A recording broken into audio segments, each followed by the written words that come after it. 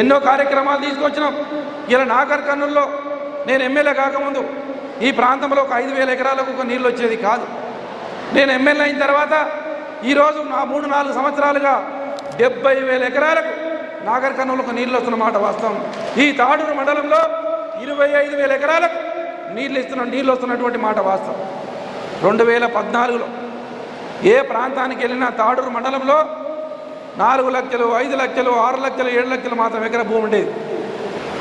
ఎకరా భూమి రోడ్డుకుంటే 10 లక్షల కన్నా ఎక్కువ ఉండేది కాదు. రోడ్డు మెయిన్ రోడ్డుకుంటే ఇవాళ ఏ గుట్టలకు పోయినా, ఏ మారుమూల ప్రాంతానికి పోయినా, ఏ ఊరికి పోయినా సరే 30 నుంచి 40 లక్షల రూపాయలు ఎక్కడా ఎకరా భూమి తక్కువ లేదు. ఎందుకైంది? ఉట్టిగనైందా? మరి గతంలో ఎందుకు పెరగలేదు రేట్లు?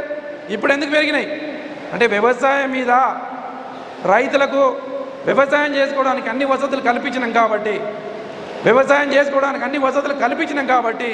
నీళ్ళు వచ్చినాయి, కరెంట్ వచ్చినాయి.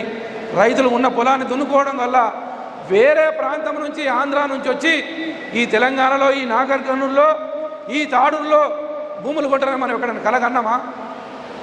ఒకసారి కళను అనుకున్నామా? మన కనీసం కళను ఒక రాలే.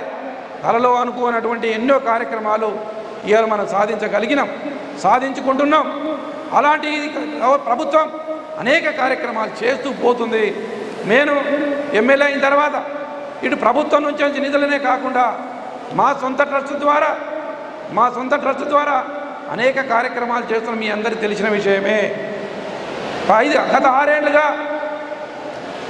ఏళ్ళుగా ప్రతి సంవత్సరం ఒక మంచి ముహూర్తాన్ని చూసుకొని ఎవరైతే పేద అమ్మాయి ఉంటుందో, ఎవరైతే పేదవాళ్ళ అమ్మాయి పెళ్లి చేయలేసుకోపోతారో ఒక మంచి ముహూర్తాన్ని నిర్ణయించి సంవత్సరానికి ఒకసారి అంగరంగ వైభవంగా అమ్మాయిల పెళ్లిళ్ళు చేసిన మాట వాస్తవం. చాలామంది ఎమ్మెల్యేలు ఉన్నారు. మన రాష్ట్రంలోనే కాదు, పక్క రాష్ట్రంలో చాలామంది ఎమ్మెల్యేలు ఉన్నారు. నాకన్నా డబ్బు కలిగిన వాళ్ళు ఉన్నారు, నాకన్నా పెద్దవాళ్ళు ఉన్నారు. కానీ ఏ ఒక్క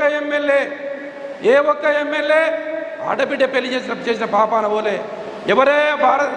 ఎవరయ్యా ఏ ఎమ్మెల్యే పెళ్లి చేస్తున్నారని గూగుల్లో కొట్టినా, ఎవరిని అడిగినా ఏది తెలంగాణ రాష్ట్రంలో నాగర్ కర్నూలు ఎమ్మెల్యే మర్రి జనార్దన్ రెడ్డి అంగరంగ వైగా పెళ్లి చేస్తున్నది ఎవరయ్యా అంటే మర్రి జనార్దన్ రెడ్డి అని చెప్తారు.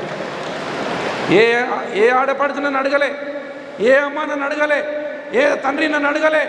కానీ పురిటి నొప్పుల బాధ తల్లికి ఎట్లా తెలుస్తుందో పేదవాడి బాధ అనుభవించిన వాడికి తెలుస్తుంది.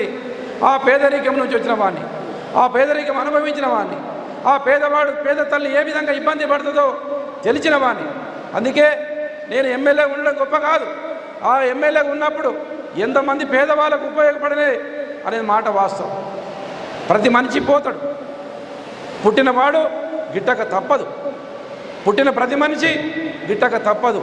కానీ మనం ఉన్నప్పుడు, మనం పోయిన తర్వాత 50 ఏళ్ళు, 100 ఏళ్ళు, 200 సంవత్సరాలు మన గురించి మాట్లాడుకునే విధంగా పనులు చేయాలి, గొప్పగా మాట్లాడుకునే పనులు చేయాలి మనిషి.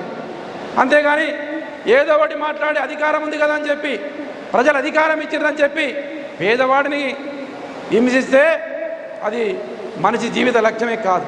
అందుకే ఒక సామాజిక స్పృహతోటి, ఒక మంచి చేయాలనే ఆలోచనతో రాజకీయాలకు వచ్చింది. ఏదో పదవుల కొరకో, దీని కొరకో, దాని కొరకో రాలే.